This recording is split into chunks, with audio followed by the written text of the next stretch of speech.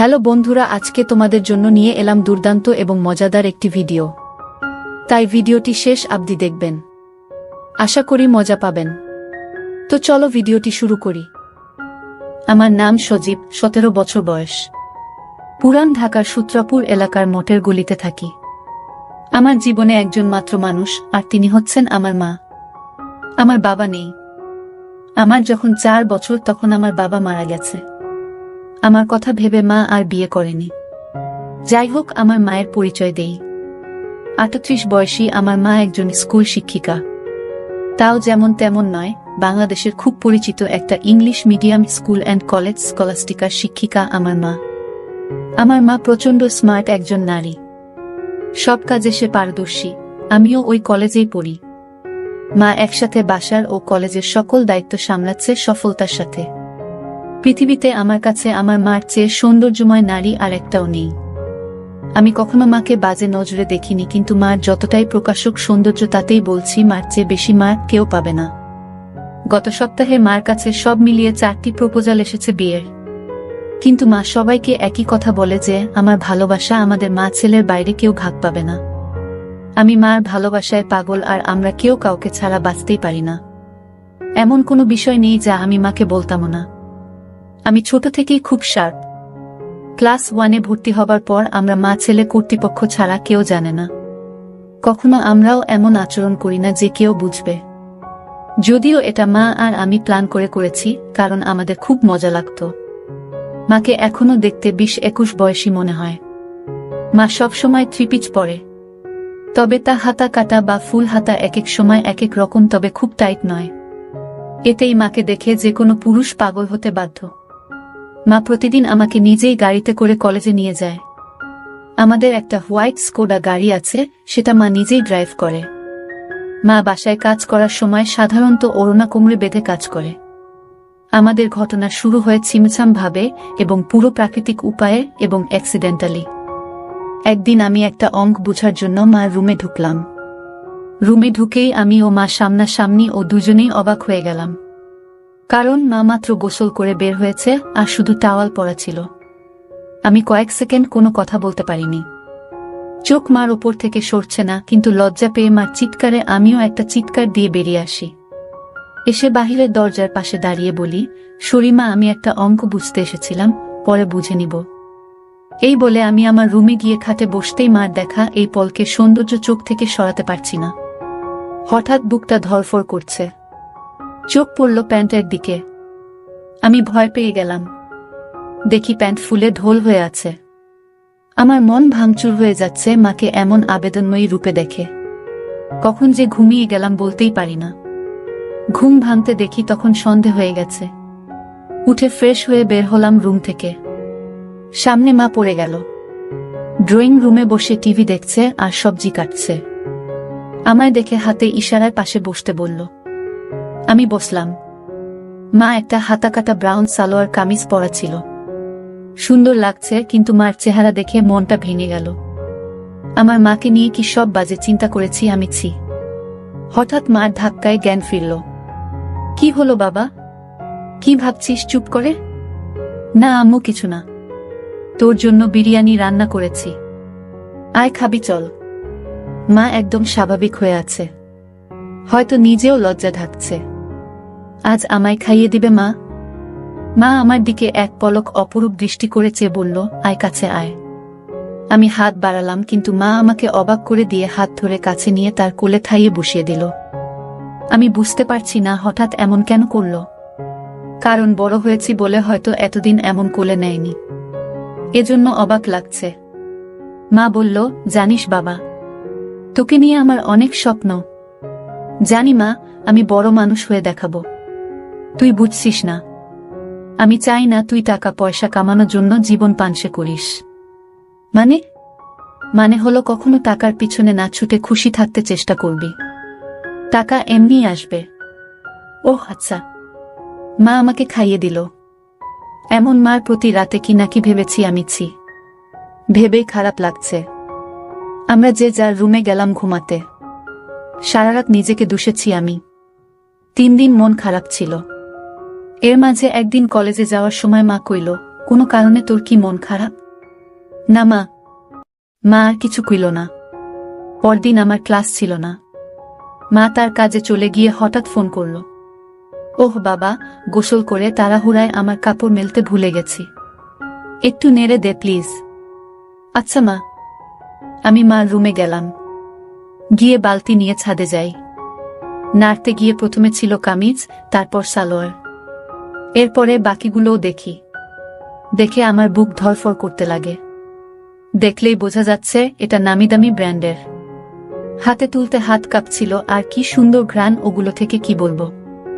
আমি হতবিহ্বল হয়ে গেলাম, কারণ পৃথিবীতে 100 মিলিয়নে একজনের ভাগ্যক্রমে একই সাইজের হয়, আর তা আমার মার ভেবেই মাথা নষ্ট হয়ে গেল। পাগল হয়ে যাব মনে হয় এমন অবস্থা। আমি কোনোমতে ওগুলো একটা সাইডে নেড়ে দিলাম যেন বাহিরে কারো চোখে না পড়ে। দৌড়ে রুমে এসে পড়ি, ইচ্ছা করছিল একটাবার কাজ করি, কিন্তু এর ভয়াবহতা বিশাল বলে নিজেকে সরিয়ে নেই। এরপর ইন্টারনেটে দেখতে লাগলাম এসব নিয়ে। দেখি অসাধারণ বিষয়। স্বামী মারা গেলে ছেলেই মায়ের দায়িত্ব নিবে এবং সব খেয়াল রাখবে, তা শারীরিক মানসিক সব হতে পারে, এটা বইতে লেখা। নারী অন্য কোন দেহের সাথে জড়াতে না চাইলে কামবাসনা পূরণ করা সন্তানের দায়িত্ব। আমি কি করব বুঝতে পারছি না। এসব ভাবতে ভাবতে ঘুমিয়ে পড়লাম। উঠলাম মার ডাকে। দেখি মা সামনে দাঁড়ানো, বসল বিছানায়। ও আমার মাথায় হাত বুলিয়ে কইল, ঘুম শেষ হলো, আয় খাবি আয়। আমি উঠে গেলাম ডাইনিং রুমে। মা চা বিস্কিট এনে বলল, চল ছাদে বসি। আমরা ছাদে বসলাম। গিয়ে মা কাপড় দেখে কইল, আমি আজ ভুলেই গেছিলাম। এই রে, আমার ওই কাপড়গুলো কোথায়? আজ কি ধুয়ে দেইনি নাকি? না মা, ওইটা পিছনে আছে। এমন ভাবে কইল যেন ছেলের সামনে এগুলো কোনো ব্যাপারই না। মা সব কাপড় তুলে হাতে নিল। মা কইল, গরমের ছুটিতে দিয়ে দিল।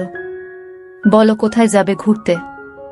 আমরা তো বাসায় সময় কাটাই না, চলো এই ছুটি বাসায় নিজেদের সময় দিই।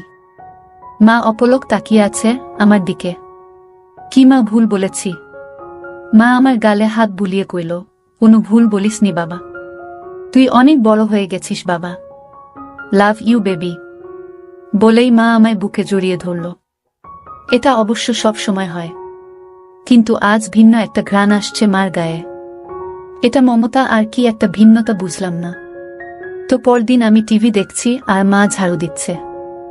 আমি দেখলাম মা আজ ওড়না পরেইনি, আর ঝাড়ু দেওয়ার সময় একটু ঝলক দিচ্ছে। আমি জানি না কেন চেয়ে চেয়ে মাকে দেখছিলাম। হঠাৎ একবার আমিও মার দিকে তাকালাম, মাও তাকালে চোখাচোখি হলো। আমি খুব ভয় ও লজ্জা পেয়ে গেলাম। মা না জানি কি ভাবছে। আমি আর তাকালামই না। ভয়ে ভয়ে আছি কি যেন বলবে আমাকে। এমন সময় কাজ শেষ করে এসে মা পাশের সোফায় বসল, আমার গা ঘেঁষে আমার কাঁধে হাত রেখে। আমি ভয়ে কাঁপছিলাম। মা কইল, আরে কি দেখছো এসব? চলো রেসলিং দেখি। তুমি দেখো না? আমি অবাক হলাম। মাও রেসলিং দেখে ছেলে হয়ে। আমি মাথা নেড়ে না কইলাম। মা কইল, বি এ ম্যান। এ যুগে রেসলিং দেখো না তা হয়? দাও রিমোট দাও। মা রিমোট নিয়ে চ্যানেল পাল্টে রেসলিংয়ে দিল। আন্ডারটেকার আর ট্রিপলিচের খেলা চলছিল। মা এত মজা করে দেখছিল যে আমিও কেমন ঘুলে মিলে গেলাম। হঠাৎ করে আমায় কইল, তোমার কাকে পছন্দ? আমি তো দেখি না, কিন্তু আন্ডারটেকার এই তো আমার ছেলে, সে খুব জোশ। আমি অবাক হয়ে গেলাম। মার প্রতি একটা কৌতূহল হলো। মাঝে এনবি ও মার্গারেটের লাইভ হবে এটা বিজ্ঞাপন দিল। আমি মনে করেছি হয়তো মেয়েদের খেলা দেখবে না আমি সামনে থাকায়, কারণ মেয়েরা খেলে ছোট কাপড় পরে। কিন্তু মা আমায় অবাক করে দিয়ে আরো গা ঘেঁষে বসে কইল, এবার মজা হবে। বলেই জুস আর পপকর্ন নিয়ে এলো। আমি উঠে যাচ্ছি লজ্জায়। মা আমায় থামিয়ে কইল, আরে বস, মজা হবে এদের খেলায়। আমি মার্গারেট আর তুই এনিবি, ঠিক আছে? আচ্ছা। খেলা শুরু হলো। দুজন ছোট ছোট সেট পরে এসেছি। মা বেশ মজা করে দেখছে। আমি শুধু মাকে দেখে অবাক হচ্ছি। মাঝে এড দিলে মা তখন আমার দিকে ফিরে আচমকা কইল, তুমি আমাকে বন্ধু মনে করো? আমি হঠাৎ একথা শুনে অবাকই হলাম। অবাক হবার কিছু হয়নি। উত্তর দাও বাবা। আমার আর কে আছে তুমি ছাড়া? তুমি তো আমার সবকিছু। তাহলে একসাথে মায়ের সাথে ফ্রি হতে সমস্যা হচ্ছে কেন গাধা? এটা জাস্ট খেলা। আসলে ওরা ছোট কাপড় পরা, তাই মা ছেলে একসাথে এসব দেখা, এজন্য লজ্জা লাগছে।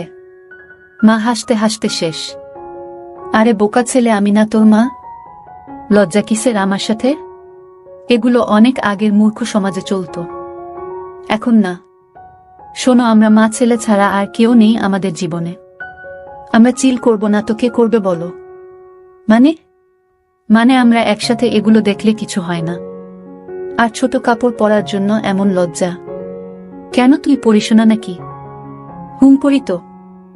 আমিও তো পড়ি, তাতে কি হয়েছে? এসব উলটপালট কথা বলবি না। পোশাক কখনো মানুষের স্বভাব থাকে না। মনে বিষ নিয়ে যদি বুরখা পরে ঘোরা হয়, তাহলে বুরখা পরার কোনো মানে হয় না। আমি মাথা নাড়লাম। এরপর খেলা শুরু হলে দেখা শুরু হলো আমাদের। হঠাৎ মা কইল, চল বাজি হবে, আয় দেখি কে জিতে। আজ মার্গারেট জিতবে। আমিও আর লজ্জা না পেয়ে মাকে সঙ্গ দিলাম। আমরা রক্তহীন করা খেলায় শেষে আমিই জিতে গেলাম। পুরো 10,000 টাকা জিতলাম আমি, কিন্তু মা একটু মন ভারী করল না। বাহ, বেশ টাকা আয় হলো। মাঝে মাঝে এমন হলে বড়লোক হয়ে যাব। তা তো হবি, তবে জিতলি আমাকে কি খাওয়াবি বলো? তুমি কি খেতে চাও মা? তোকে খাবো। আমাকে কিভাবে খাবে? আরে বোকা, এমনি কইলাম। আচ্ছা, আমি ঘেমে গেছি, যাই গোসল করে আসি। মা গোসল করতে গেল। আমি টিভি দেখছি। হঠাৎ শব্দ মার গলার। আমি দৌড়ে যাই মার রুমে। গিয়ে আবার অবাক হয়ে গেলাম। আজ সেদিনের মতো নয়, কিন্তু আজ মাকে সম্পূর্ণ ভিন্নতর দেখলাম। আমি হাঁ করে তাকিয়ে রয়েছি। কিরে, কি দেখিস? অবাক হয়েছিস না? আমি মাথা নেড়ে হা বলি। কিন্তু এত টাইট যে? ও, তুই টাইটের কথা বলছিস? আমি বলছি, এটা আমার অনেক আগের জামা। এই জামার বয়স তোর চেয়ে 2 বছর বেশি। কি বলছো এগুলো? ওয়াও। হ্যাঁ ওয়াও। সুন্দর না? নাকি খারাপ লাগছে? খারাপ লাগে তোমার ভূত। একদম পরি লাগে আমার মাকে। কিন্তু আসলেই অনেকদিন বলে টাইট হয়ে গেছে। কেমন যেন লাগছে। যদি কিছু মনে না করো একটা কথা বলি মা? হ্যাঁ বলো। তোমাকে টাইট ড্রেসেই ভালো লাগে কেন যে সবসময় আলখাল্লা পরে থাকো বুঝি না। মডার্ন যুগের এত উপদেশ আমাকে দাও আর নিজে সেকেলে। মনেই হয় না ইংলিশ মিডিয়ামের টিচার তুমি। আমার বদমাইশ ছেলে। আয় বুকে আয়। ইদানিং তুমি চেঞ্জ হয়ে যাচ্ছ যে। খুব আদর সোহাগ করছো যে। মা আমায় ছেড়ে দিয়ে মুখটা মলিন করে বাথরুমে চলে গেল। আমি তে ভয় পেয়ে গেলাম। কি বলতে কি বলে দিলাম। একটু পরে মা আবার আলখাল্লা পরে হাতে ওই জামাটা এনে আলমারিতে রেখে ধপাস করে বন্ধ করে নিচে কিচেনে চলে গেল। আমি কি বলব বুঝতে পারছি না। আমিও পিছনে গেলাম। কইলাম, মা রাগ করেছ? সরি মা, আর এমন বলবো না। মা কথাই বলছে না। আমি পিছনে ঘুরছি, কিন্তু মা পাত্তাই দিচ্ছে না। শুধু চোখে পানি ভরে কাজ করছে। কিচেনের জিনিসে রাগ ঝাড়ছে। টেবিলে খাবার দিয়ে মা ওপরে যাচ্ছে। তখনই আমি মার পায়ে পড়লাম ও কইলাম, আর কখনো এমন বলবো না মা। ক্ষমা করে দাও। কেঁদো না মা।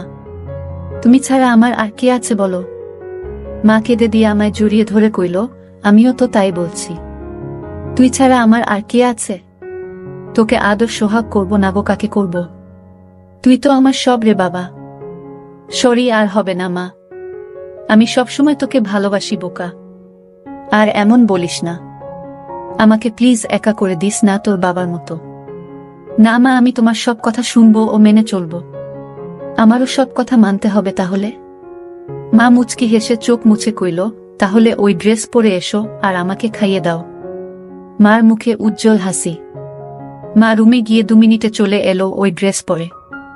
আমি কইলাম, তোমায় একদম ক্লাস 10-এর মেয়ে মনে হয় মা। যে কোনো কাপড়ে বোঝাই যায় না তোমার বয়স 38। মা মুচকি হেসে আমায় নিয়ে বসে খাওয়াল।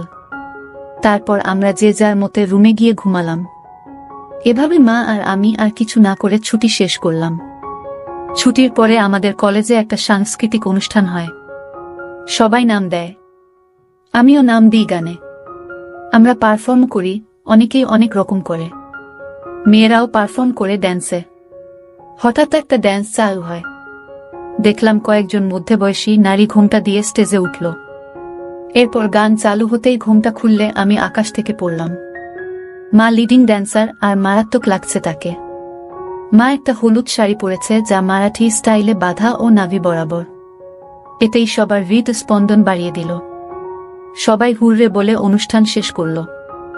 আমার মা এত সুন্দর নাচে তা জানতাম না। ছেলেরা সবাই তো বলছেই, সাথে মেয়েরাও বলছে ম্যাম খুব স্মার্ট। আমার খুব গর্ব হলো এটা শুনে। আমরা বাসায় গিয়ে আমি মার সাথে কথা বলছি না। মা তা দেখে কইল, কি হয়েছে আমার প্রাণ ভোমরা? ইস, আবার প্রাণ ভোমরা বলছে? কখনো তো বলনি নাচতে পারো। আমাকে তো কখনো নাচ করে দেখাওনি। মা আমার কাছে সোফায় বসে গা ঘেঁষে কইল, এই যে মশাই, আপনাকে সারপ্রাইজ দিতেই বলিনি আগে। এখন আপনিও তো অবাক হলেন, তাই না? আপনার জন্য এত কিছু করলাম, আর আপনি যদি মন খারাপ করে থাকেন তাহলে হয়। সরি। আচ্ছা, ঠিক আছে। তুমি এত সুন্দর নাচতে পারো আমি জানতামই না, আর কি ড্রেস পরেছ তুমি ওখানে, আমি অবাক। কখনো তো এমন খোলামেলা পোশাকে দেখিনি। খোলামেলা কই? এত মারাঠি স্টাইল আর খোলামেলা কি বলছো? আমাকে কি খুব খারাপ লাগছিল? নাউজুবিল্লাহ। তোমাকে আর খারাপ লাগবে? তা অসম্ভব।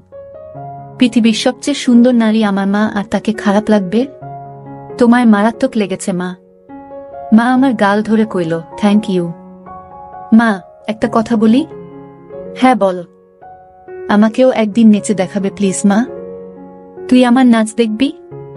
ভালো লেগেছে? খুব। আমি ভাবতেও পারিনি এত সুন্দর নাচো তুমি। আজ সবাই তোমার প্রশংসা করছিল। প্লিজ মা, দেখাবে বলো না? অবশ্যই দেখাবো বাবা। আমার পৃথিবী তুই, আর তোকে খুশি করতে সব করতে পারবো। বল, কি ড্যান্স দেখবি? যেই কস্টিউম আছে তার বিচারেই যা ইচ্ছা তোমার। আচ্ছা তুই বস, আমি আসছি। বলে মা গেল রুমে। একটু পরে এসে আমায় পুরো চমকে দিল। মা একটা শাড়ি পরেছে, যা ট্রান্সপারেন্ট মেরুন রঙের। ফলে সব উদীয়মান তা দেখে আমি সোফা থেকে দাঁড়িয়ে যাই। মা আমায় এমন উঠতে দেখে কইল, এখন আমি তোর টিচার নই বোকা। দাঁড়াচ্ছিস কেন? আমি যেন কেন বলে দিলাম, তোমায় আজকে সত্যি অসাধারণ লাগছে মা। বলার পর খেয়াল হলো আমি কি কইলাম। জিভ কেটে কইলাম, ওফ সরি মা, আমার ভুল হয়ে গেছে, আর বলবো না এমন পচা কথা। মা আর চোখে একটা চাহনি দিয়ে কইল, আমি কি হই তোর বলতো? আমার মা? তাহলে এমন কেন করছিস? মা নাকি তার সন্তানের কাছে সবচেয়ে সুন্দর হয়। তুইও তো বললি। তো প্রশংসা করতে এত দ্বিধা কিসের? ওই যে ভাষাটা বিব্রত, তাই। চুপ করতো, কোনো বিব্রত নয়। এদেশীয় ভীত সংস্কৃতি তোর ভিতরে কিভাবে এলো বুঝলাম না। এটা কোনো বাজে শব্দ নয়। যাকে যা লাগে তাই বলা উচিত, বুঝেছিস? চাইলে আরো কিছু বলতে পারিস। আমি ভ্যাবলা হয়ে কইলাম, হ্যাঁ, কিন্তু মাকে এসব জাতীয় কথা বলা কি ঠিক? মা আমায় হাত ধরে সোফায় বসে কইল, দেখ বাবা, আমি তোর মা। আমায় তুই যা খুশি বলতে পারিস।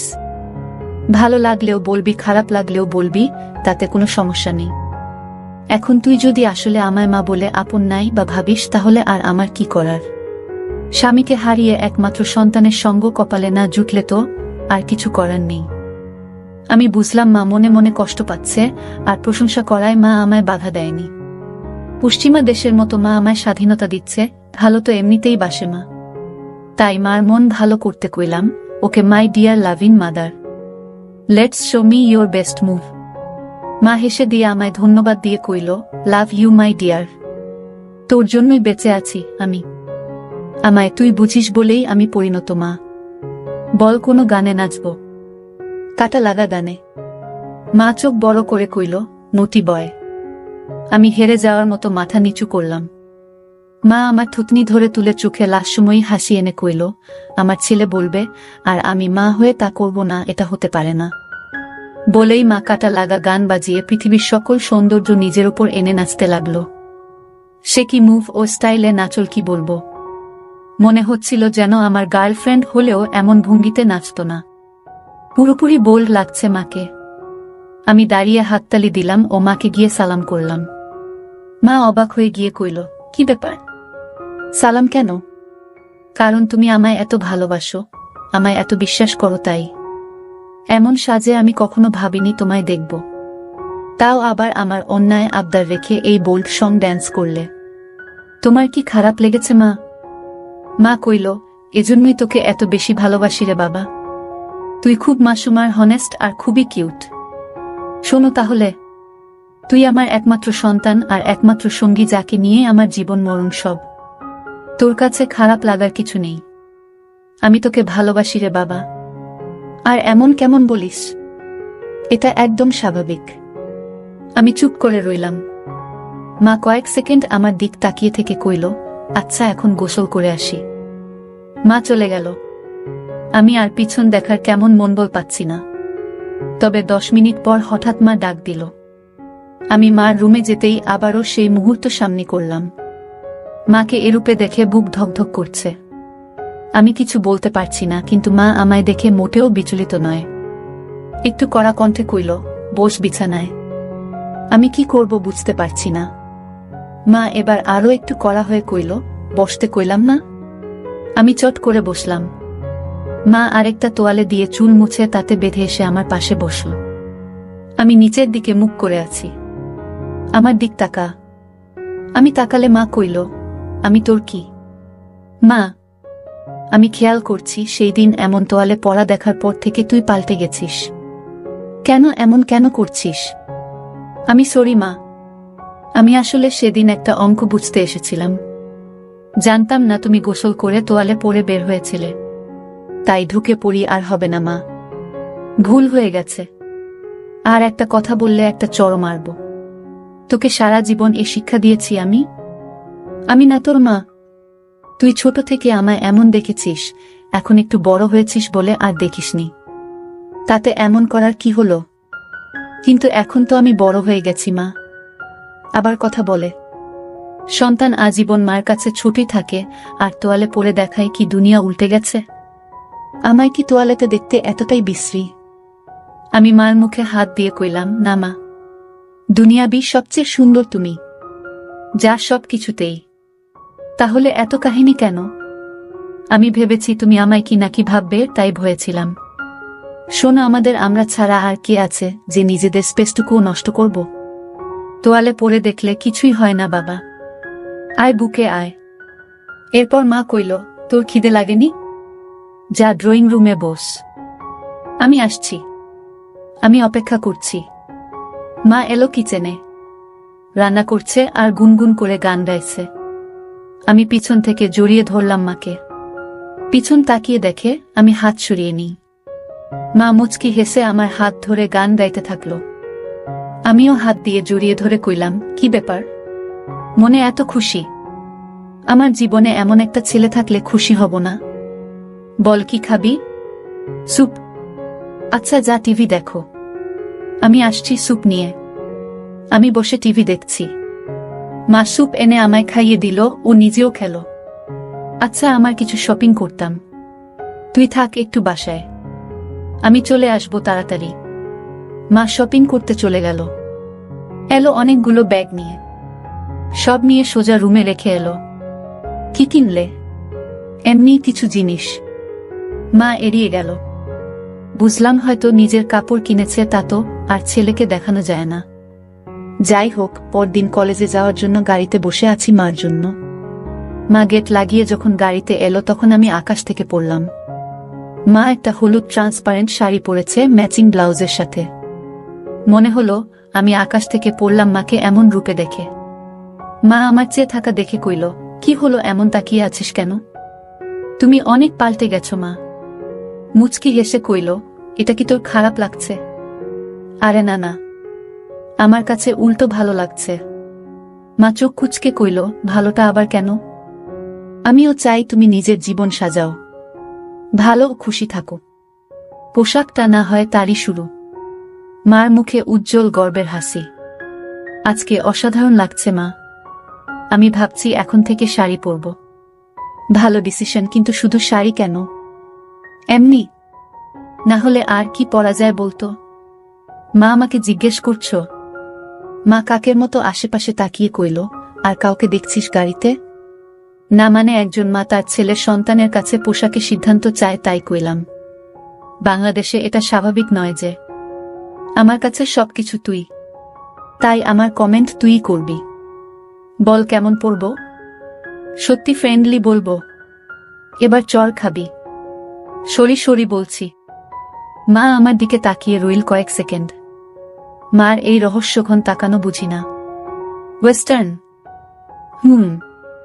বলেই মা গাড়ি চালাতে লাগলো। আধা ঘন্টা গাড়ি চালানোর পর মা আমাকে একটা পার্কে নিয়ে গেল। মা আমার পাশে বসে কথা বলছিল, হঠাৎ মায়ের হাত আমার নিচে দিল। তখন আমার আর বুঝতে বাকি রইল না মা কি করতে চাইছে। আমি বুঝতে পারছিলাম যে মা আমার জন্য পাগল হয়ে গেছে, নিজেকে আর আটকে রাখতে পারছে না।